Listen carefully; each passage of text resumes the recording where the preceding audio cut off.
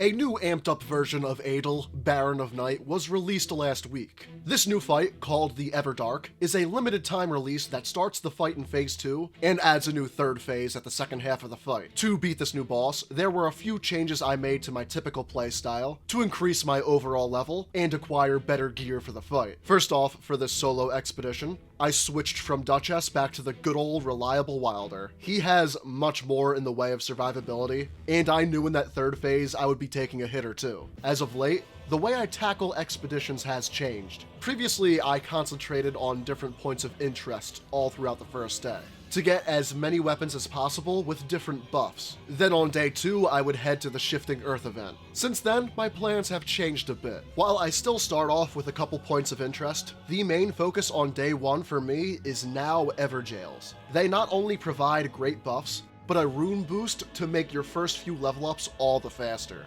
Every single time I used the Everjail method, I was able to reach level 15 with runes to spare on top of that. With this, there is a new store in the Round Table Hold that appears when you defeat your first Everdark boss and sells relics among other things. There is one relic for sale that boosts your attack power after defeating Everjail bosses. Couple this with the new day 1 strategy, and you'll have an easy time clearing everything up to day 3. On the second day, I focused on clearing out as much of the castle as possible. There was a couple of co-op sessions where we were so high leveled, we cleared the castle basement boss at the tail end of day 1. But it's no problem if you save this fight for the second day. From both castle bosses and the elites stationed around, you will receive a ridiculous amount of runes and a couple shots at purple and golden weapons. Just hope you get the castle full of Crucible Knights and not the pot-throwing trolls. Now that the castle was cleared, I headed up to the mountaintops, where I didn't bother to engage with the dragon up top, but I did complete the duo troll fight, which dropped Frozen Needle for me.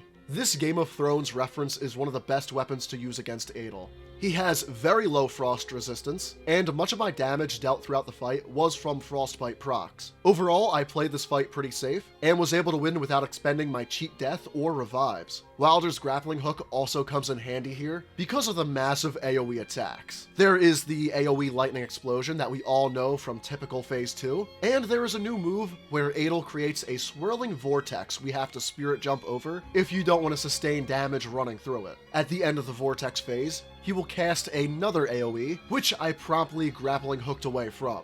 This boss was a nice challenge, but nothing too crazy, and I was able to beat him on the first solo attempt. The new tornado phase is cool, but you can play this fight exactly how you played Phase 2. Hit the legs and stay behind to play it safe, and go for shots to the head if you're feeling more aggressive. If you are having trouble with this fight, my best recommendation is to use Wilder, as he is well suited for all the moves the boss can throw at you. This special fight will be available until next week, when another boss replaces it, so I will be posting that fight shortly after it comes out also. Now that I know what to expect content-wise from Night Rain, I expect to release a couple videos a week. One will be the Everdark, and the other will be an interesting build, or perhaps a different game altogether. The sequel to Code Vein was recently announced, and I intend to make a Zweihander build video for it. So for more videos here on the Jersey side, at least every Friday at 5 PM Eastern Time, be sure to like and subscribe.